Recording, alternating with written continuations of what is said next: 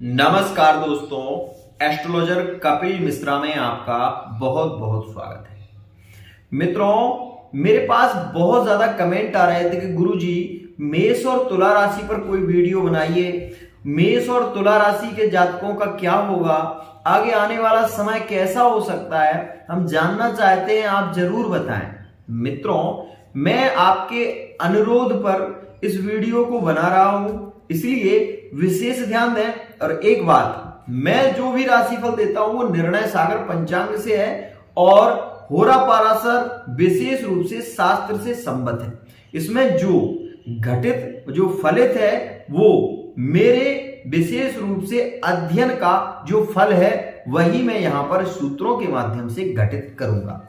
तो आइए जानते हैं कि तुला राशि वाले जातकों के लिए और मेष राशि वाले जातकों के लिए, मेष राशि वाले जातकों के लिए फरवरी का पूरा महीना कैसा रहने वाला है। अब आपके मन में एक विचार आ रहा होगा कि गुरुजी आपने जनवरी के विषय में कुछ नहीं कहा, फरवरी के विषय में कह रहे हो, पर जनवरी में क्या होगा इसके बारे में आपने नहीं बताया। मित्रों, बिल्कुल सीधी सी बात यहां पर समझ लीजिए, और मैं जो भी समझाता हूं वो बहुत ही ध्यान से समझेंगे तो आपको कहीं जाने की आवश्यकता नहीं होगी। और मैं फालतू की बातें नहीं करता कि मेरे चैनल पर इतना आ रहा है या फिर आप मेरे चैनल को सब्सक्राइब करें, ये सारी बातें मुझे ज्यादा पसंद नहीं है। जिन लोगों को मेरा वीडियो अच्छा लगे वो अवश्य ही सब्सक्राइब करें चैनल। साथ ही जो वास्तव में कुंडली को जानना चाहते हैं, जो सत्य को स्वीकार करना चाहते हैं, वो मेरे चैनल को सब्सक्राइब अवश्य करें। साथ ही वो ये भी जान लें कि यहां पर जो राशिफल दिया जा रहा है वो निर्णय सागर पंचांग और होरा पाराशर के अनुसार दिया जा रहा है।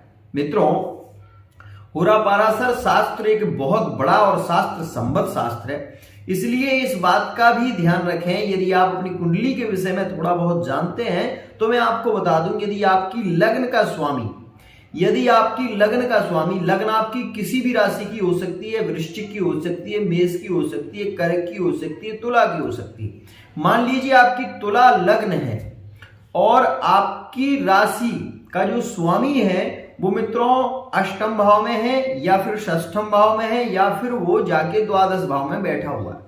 आपकी राशि है तुला, तो मित्रों षष्ठम अष्टम में यदि मान लीजिए शुक्र विराजमान है तो बहुत अच्छी स्थिति नहीं होगी, आपका पार्टनर लौटकर भी नहीं आएगा, साथ ही साथ उसके साथ में आपके प्रेम संबंध भी श्रेष्ठ नहीं हो पाएंगे, पहली बात।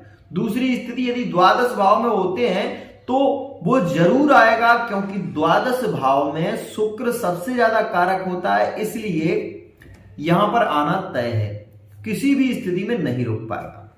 दूसरी एक खास स्थिति, यदि आपकी राशि या लग्न मेष है और मेष लग्न का स्वामी मंगल यदि द्वादश भाव में है तो पार्टनर को मिलने की इच्छा मत करें, वो नहीं आएंगे, किसी भी स्थिति में नहीं आएंगे। तीसरी स्थिति, यदि किसी शुभ ग्रह की दृष्टि होती है तो आना तय है। अब जानते हैं हम कि फरवरी के महीने में क्या पार्टनर लौटकर आ सकता है या फिर कैसा रहेगा प्रेम संबंध का विषय, कितना खास होगा, पार्टनर के साथ में रिलेशन होगा तो कैसा होगा, नया पार्टनर मिल सकता है यदि तुला राशि या मेष राशि का है तो कैसा होगा। आइए बहुत ही विस्तार से समझेंगे इस पंचांग के माध्यम से जो कि निर्णय सागर है। और मित्रों, सबसे पहले मैं आपको बता देना चाहता हूं कि वर्तमान में स्थितियां क्या चल रही हैं उसे समझें और उसी के साथ में इस वीडियो को बहुत ही गौर से देखें। मित्रों, मैं फेस रीडिंग के माध्यम से, हस्तरेखा के माध्यम से, अंक ज्योतिष के माध्यम से और कुंडली के माध्यम से बहुत सारी बातों को बताने का प्रयत्न करता हूं जो कि आपके लिए बहुत ही ज्यादा इंपॉर्टेंट होती हैं। आइए जानते हैं। मित्रों, यह पंचांग है और यह फरवरी में, विशेष रूप से फरवरी का जब महीना प्रारंभ होगा तो मित्रों इसमें बुध एकादशी, बुधवार का दिन, मृगशिरा नाम का नक्षत्र, मिथुन राशि में चंद्रमा भ्रमण करेंगे। मित्रों, ये बात आप विशेष ध्यान से समझ लीजिए कि यहां पर जो शनि है वो सबसे ज्यादा बली होगा, और वो बली होगा ये भी समझ लीजिए वो होंगे बली 5 फरवरी के बाद। अब आपके मन में एक विचार आ सकता है कि गुरुजी ऐसा क्यों? ऐसा इसलिए कि जब भी आप कोई पौधा लगाते हैं तो वो छोटा होता है और उसको बढ़ने में थोड़ा समय लगता है, समझ रहे होंगे। यदि समझदार हो तो समझाने की जरूरत नहीं। जब पौधा आप लगाते हैं तो वो एक जगह से दूसरी जगह आया, अब वो पौधे की अभी स्थिति अंश बहुत कम है, मुरझाया हुआ है। अब आप उसमें पानी डालेंगे तो धीरे धीरे धीरे धीरे वो पल्लवित होगा।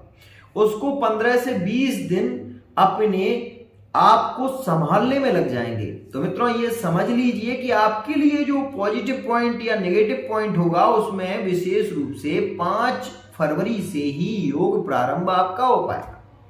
समझ गए? अब आइए, अब मैं समझाता हूं आपको कि मेष और तुला का योग फरवरी के महीने में कैसा होगा। मित्रों विशेष रूप से आप ये समझिए कि शनि की तृतीय दृष्टि मेष राशि पर होगी और मेष राशि, मान लीजिए आपका मेष राशि का पार्टनर है, वर्तमान में प्रेम में है, जुड़ा हुआ है आपसे, तो बहुत अच्छी स्थिति देखने को मिलेगी। यदि नो कांटेक्ट की सिचुएशन में है तो मित्रों मैं आपको बता दूं कि यहां पर यह जो शनि है वो आपको और आपके पार्टनर को मिलाने की योग की स्थिति में तो है। आप कॉल करेंगे लेकिन पार्टनर बात भी करेगा और उसके बाद आपको इग्नोर कर दे, ऐसी स्थिति। और अगर वो पार्टनर आपके साथ में जुड़ा हुआ है तो बार बार ब्रेकअप कैचअप की स्थिति बन रही होगी वर्तमान में। इस बात को आप समझ रहे होंगे तो जरूर जान सकेंगे। मित्रों मैं आपको यह भी बता दूं कि यहां पर शुक्र और यहां पर शनि, इन दोनों की जब दृष्टियां विशेष रूप से मेष राशि पर होंगी तो यहां पर मंगल को बहुत ज्यादा मजबूती मिलेगी, क्योंकि मंगल बैठा हुआ है द्वितीय भाव में मेष राशि से। मित्रों द्वितीय भाव में मंगल धन का कारक हो रहा है और शुक्र और शनि दोनों ग्रहों की दृष्टि यहां पर पॉजिटिव पॉइंट देगी। मतलब 5 दृष्टियां होती हैं, जो एक पाद दृष्टि और 2 पाद दृष्टि। मतलब सीधी सी बात है कि एक पाद दृष्टि शुक्र की होगी और पूर्ण दृष्टि शनि की होगी। मित्रों मतलब 25% इसमें शुक्र भी देंगे। तो शुक्र यहां पर क्या करेंगे मित्रों, शुक्र की राशि है क्या, वृषभ राशि, और यहां पर दृष्टि पड़ रही है तो यहां पर शुक्र पॉजिटिव हो जाएंगे। और विशेष रूप से तुला राशि वाले जो जातक हैं उनके अपने पार्टनर के बीच में गलतफहमियां बढ़ रही हैं, तो पार्टनर कहीं ना कहीं सपोर्ट करेगा, कहीं ना कहीं महसूस करेगा और प्रेम, वो पुराना प्यार याद आएगा। ये बात ध्यान दें। और इसी समय ऐसी ठोकर भी लग सकती है, कोई बहुत बड़ा घाटा हो सकता है जिसके कारण आप अपने पुराने प्यार को याद कर सकते हैं। ये बात एक बहुत ही ज्यादा खास होगी। मित्रों मैं आपको बता देना चाहता हूं कि तुला राशि वाले जातकों को विशेष रूप से मेष राशि से जुड़े हुए थे और नो कांटेक्ट की सिचुएशन में है, चाहे वो विवाहित हो चाहे अविवाहित हो, चाहे विशेष रूप से लव रिलेशनशिप में हो, अगर उनके बीच में गलतफहमियां वर्तमान में थी तो वो अभी सुधरने वाली हैं। बहुत कुछ अच्छी स्थिति बनेगी और पार्टनर कान पकड़ के ये महसूस करेगा कि हाँ मेरी गलती थी, मैंने गलती की। मित्रों वही मैं आपको बता दूं कि यहां पर जैसे ही कर्क राशि में चंद्रमा भ्रमण करेंगे मित्रों, वो समय होगा आपको 3, 4 और 5 तारीख। इन तारीखों में सबसे खास स्थिति आपके लिए ये बनेगी मित्रों। यदि आप तुला राशि के हैं तो मैं आपको बता देना चाहता हूं कि यहां पर शुभ ग्रहों की दृष्टि आपके लिए योगकारी होगी। साथ ही यहां पर मित्रों इस बात को भी समझें और ध्यान से कि यहां पर मंगल की जो दृष्टि है वो भी बहुत ज्यादा योगकारी बन रही है। तो मित्रों इस बात को आप समझेंगे कि मंगल विशेष रूप से अपनी ही राशि पर दृष्टि देंगे, जिसके कारण तुला राशि वाले जो जातक हैं उनके जीवन में सुखमय स्थिति बन पाएंगे। अब आपके मन में ये विचार आ रहा होगा क्यों, तो उसको समझिए। तुला राशि विशेष रूप से शुक्र की राशि है और शुक्र बैठे हुए हैं शनि के साथ। शनि की दृष्टि मेष राशि पर है। मेष राशि वाले जातक को बहुत ज्यादा उत्तेजना महसूस होगी, बहुत कार्य करने की क्षमता यहां पर बढ़ेगी, कुशल कार्य कर पाएंगे। कोई लाइन यदि चुन रहे हैं तो उसमें भी सफलता के योग बनेंगे। और एक बात यहां पर ये बात भी समझ में आएगी आपको कि कहीं ना कहीं गलती आपकी थी, जिसके कारण आपके साथ में यह स्थिति बनी। तो मित्रों ये बात ध्यान रखें कि यहां पर यह जो योग बन रहा है वो आपके लिए पूर्ण योगकारी है। साथ ही मैं आपको ये बता दूं कि मेष और तुला का संबंध बहुत प्रगाढ़ होने वाला है और वो होगा 5 फरवरी 2023 से। उसके बाद मित्रों कई बार पुरानी बातें बहुत ज्यादा होंगी कारण आप जानने की कोशिश करेंगे, लेकिन वो कारण आपको पता नहीं चलेगा जिसके कारण आपके विशेष रूप से ब्रेकअप हुए हैं। पार्टनर बहुत सारी बातें अपनी शेयर करना चाहेगा और बहुत कुछ बताने की कोशिश भी करेंगे। वहीं मैं आपको ये बता दूं कि 6, 7 और 8 इन 3 दिनों में आपके विवाह की चर्चा चल सकती है। आपके विवाह के विषय में बहुत ज्यादा बातें हो सकती हैं। साथ ही मैं आपको बता दूं 9, 10, 11, 12 और 13 तारीख ये आपके लिए बहुत ही ज्यादा योगकारी है, क्योंकि इसमें तुला राशि में चंद्रमा भ्रमण करेंगे, तो गलतफहमियां दूर होंगी, पार्टनर से मिलने की स्थिति बनेगी और हो सकता है आप उनसे जरूर मिलें। ऐसे योग खास रहने वाले हैं। यदि आपकी कुंडली में कोई दोष नहीं है तो ये मान लीजिए कि 100% आप 11, 12 और 13 तारीख में विशेष रूप से पार्टनर से अवश्य ही मिलेंगे। 13 तारीख में सूर्य अपना राशि परिवर्तन करेंगे और मित्रों सूर्य अपना भ्रमण करेंगे किस राशि में? कुंभ राशि में। अब 3 ग्रह एक साथ में हो गए। अब मित्रों सूर्य क्या करेंगे? सूर्य यहाँ पर आपको बहुत ज्यादा हम ये कह सकते हैं कि यहाँ पर सूर्य की जो दृष्टि होगी वो विशेष रूप से मित्रों सप्तम दृष्टि होगी और सूर्य सिंह राशि पर दृष्टि देंगे।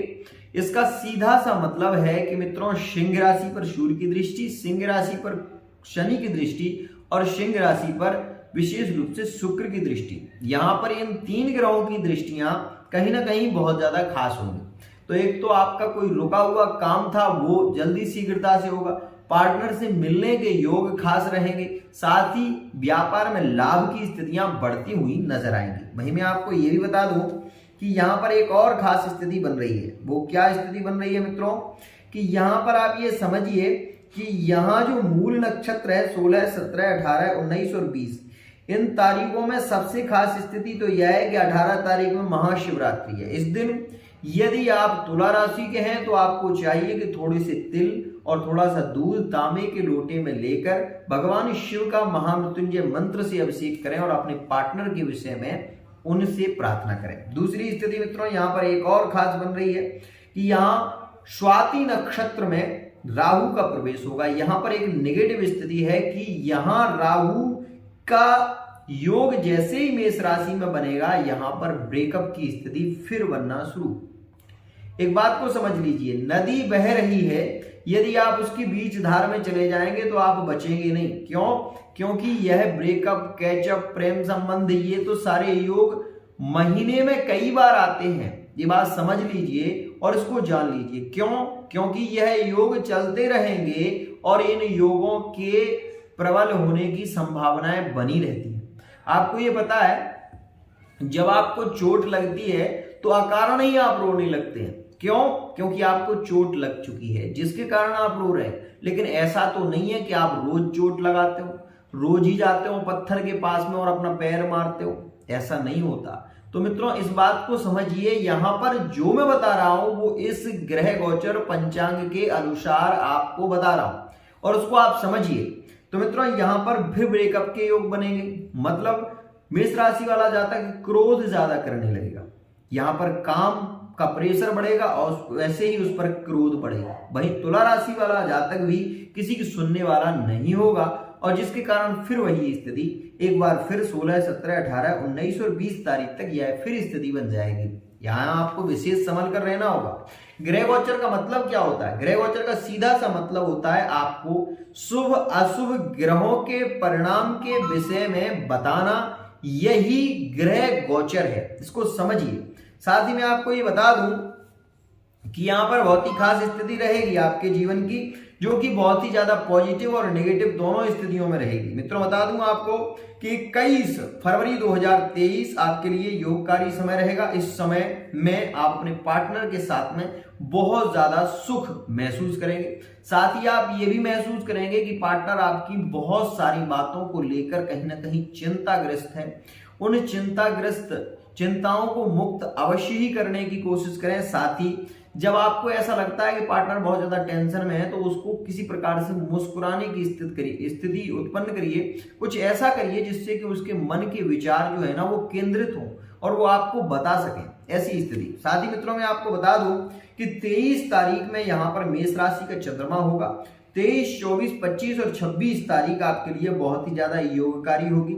इस समय में आप ये देखेंगे कि पार्टनर अपनी व्यस्तताओं में इतना व्यस्त रहेगा, साथ ही आप ये भी देखेंगे कि उन्हें आपकी भी चिंता कहीं ना कहीं बहुत सताए रही होगी, और साथ ही यही वो समय होगा जिसमें आपके और उनके मिलन खास होंगे। ध्यान दें, यहां पर शनि आपके लिए पॉजिटिव हो चुके हैं, किसी भी प्रकार की कोई समस्या नहीं है। क्यों?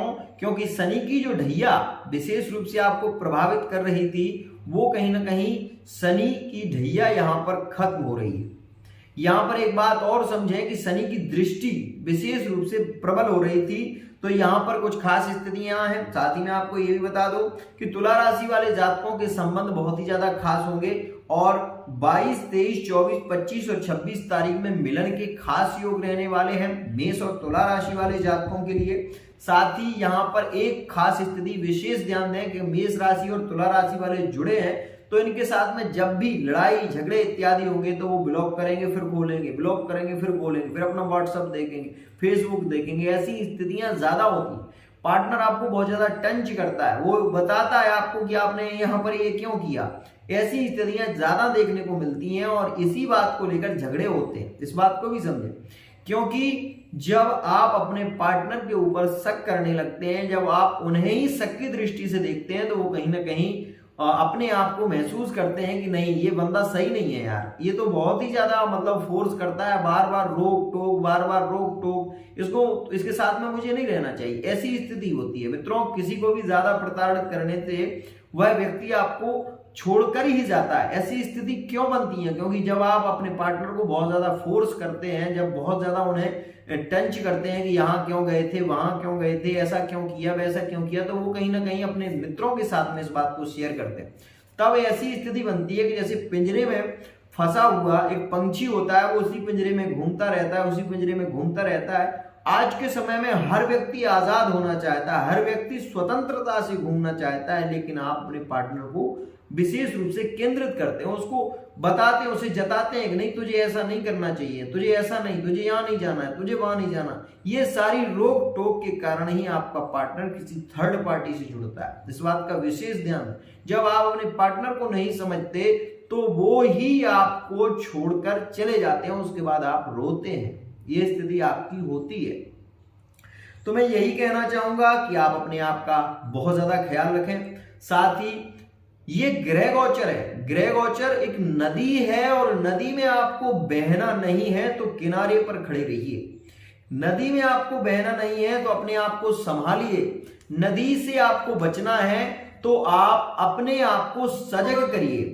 आपको ये पता है, जब युद्ध में एक योद्धा लड़ने के लिए युद्ध जाता है तो वो पहले ही अपने शरीर को इतना कस के जाता है कि मान लीजिए कोई तार, कोई बाण, कोई बंदूक अगर चलाए तो उसके ऊपर उसका प्रहार विशेष रूप से निष्फल हो। इसी आशा के साथ में मित्रों आज के लिए इतना ही। एक बात जरूर कहना चाहूंगा कि जो मेष राशि वाले जातक तुला राशि से विवाह करने की कोशिश कर रहे हैं, उनके लिए वर्तमान का योग बहुत ही ज्यादा पॉजिटिव होने वाला है, लेकिन अभी नहीं है।